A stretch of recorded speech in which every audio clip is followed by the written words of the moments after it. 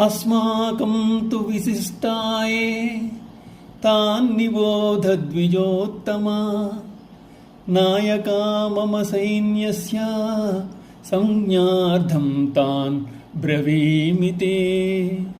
స్వపక్ష వీరులను గురించి వారి శక్తి సామర్థ్యం తెలిపి సేనానాయకుని ఉత్సాహపరచుట యుద్ధ లక్షణం.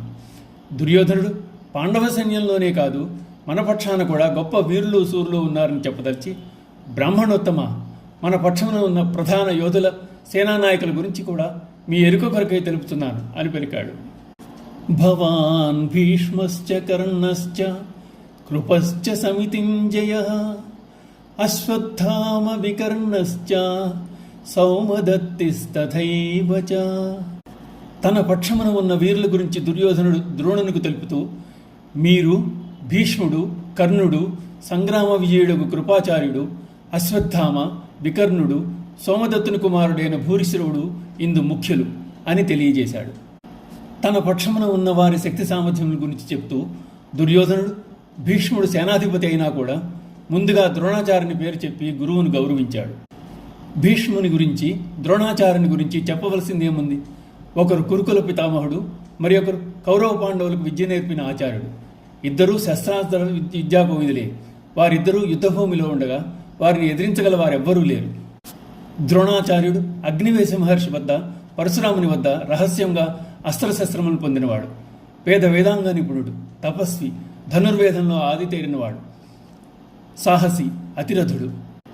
ఇక కర్ణుడు ఎల్లవేళలా దుర్యోధనునికి అండగా నిలిచి అతడిలోని చెడును కూడా సమర్థించి అతడి కోసం ప్రాణాలు సైతం ఒడ్డగలవాడు. పైగా విలువిద్యలో నేర్పరి, అర్జునుని ప్రతిఘటించగలవాడు. దుర్యోధనుని ధైర్యం, బలం వీరే. ఇకపోతే అశ్వత్థామ గురుపుత్రుడు. వికర్ణుడు దుర్యోధనుని సోదరుడే ఉండి కూడా ధర్మాధర్మ విచక్షణ గలవాడు. భీష్ముడు శిఖండి కారణంగా ద్రోణుడు పుత్రునిపై గల మోహం వల్ల కర్ణుడు అధర్మపక్షాన్ని నిలిచి అసూరు బాశారు. వికర్ణుడు సోదరుడైన దుర్యోధనుని పక్షం చేరక తప్పలేదు. చివరకు యుద్ధంలో భీముని చేతిలో మరణించిన నూర్గురు సోదరుల్లో ఒకడయ్యాడు. శరద్వంతుని పుత్రుడైన శంతన మహారాజు కృపతో పెంచి పెద్ద చేసిన కృపుడు భారత యుద్ధంలో మరణించలేదు. అన్యే చ బహవః శూరా మదర్థేత్యక్త జీవితా నానాశస్త్ర ప్రహరణా సర్వే యుద్ధ విశారదా. ఇంకనూ అనేక మంది సూరులు, వీరులు మన సైన్యమును కలరు. వీరందరూ యుద్ధ విశారదులు, శస్త్రాస్త్రదారులు. నా కొరకై తమ ప్రాణములను కూడా లెక్క చేయక యుద్ధమునకు సిద్ధపడి వచ్చిన వారు అంటున్నాడు దుర్యోధనుడు.